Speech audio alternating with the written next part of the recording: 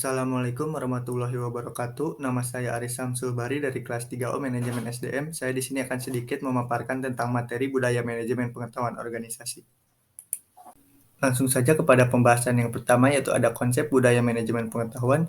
Menurut beberapa para ahli, yaitu menurut Stunner, budaya sebagai kompleksitas, asumsi tingkah laku cerita, mitos, metafora, dan berbagai ide lain yang menjadi satu untuk menentukan apa arti menjadi anggota masyarakat tertentu. Dan menurut Muljono 2003, budaya adalah pola semua suasana, material, ataupun semua perilaku yang sudah diadopsi masyarakat sebagai cara tradisional sebagai pemecahan masalah anggotanya.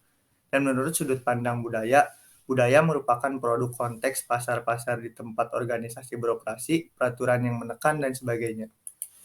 Selanjutnya itu ada manajemen mencakup beberapa hal. Yang pertama yaitu dapat mengkoordinasi SDM, material, dan keuangan ke arah tercapainya tujuan organisasi yang efektif dan efisien. Yang kedua yaitu dapat menghubungkan organisasi dengan lingkungan luar dan menanggapi kebutuhan masyarakat.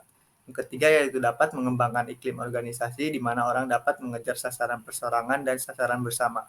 Yang keempat itu dapat melaksanakan fungsi tertentu yang dapat diterapkan, seperti menentukan sasaran, merencanakan, merakit sumber daya, mengorganisir, melaksanakan, dan mengawasi.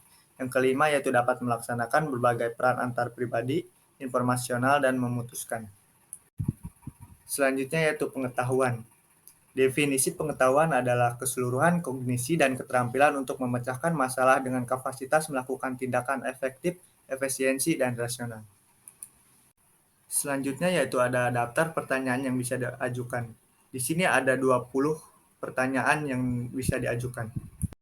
Dan yang selanjutnya yaitu ada manajemen pengetahuan berpusat pada manusia.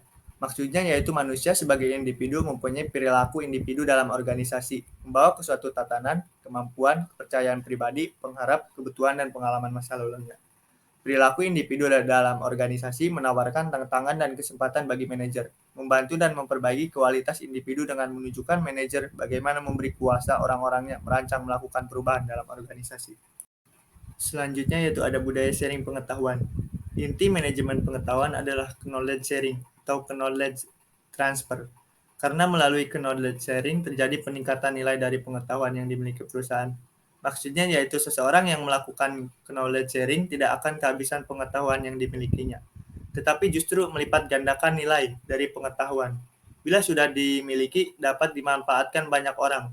Budaya knowledge sharing merupakan budaya yang perlu ditumbuhkan dan dirangsang dalam perusahaan yang ingin menerapkan manajemen pengetahuan efektif.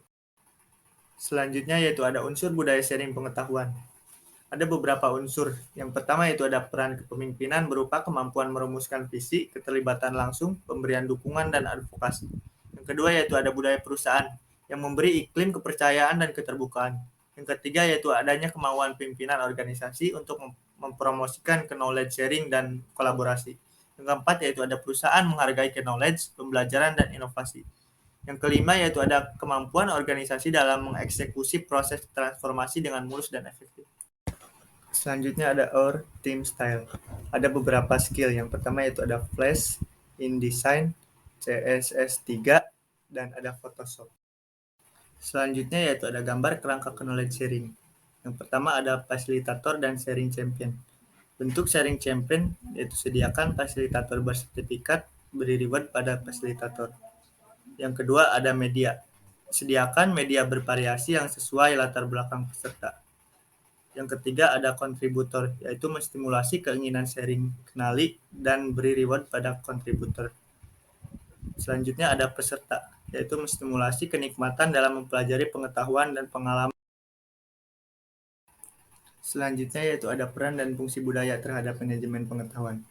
Ada 8 peran dan fungsi budaya ini. Yang pertama yaitu ada leadership atau kepemimpinan. Yang kedua yaitu ada sense of direction.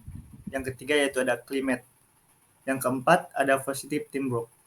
Yang kelima ada value add system. Yang keenam ada enabling struktur. Yang ketujuh ada appropriate competence. Yang kedelapan ada developed individual. Selanjutnya yaitu ada 7 variabel yang berpengaruh terhadap kesuksesan organisasi yang terangkum dalam 7S menurut Kinsey. Model 7S adalah sebuah alat yang digunakan untuk menganalisis aspek internal organisasi sebuah perusahaan dengan menggunakan 7 elemen utama, yaitu ada strategi, struktur, sistem, style, staff, skill, dan sales. Mungkin cukup sekian pemaparan materi dari saya. Kurang lebihnya mohon maaf. Wabillahi taufiq wal hidayah. Wassalamualaikum warahmatullahi wabarakatuh.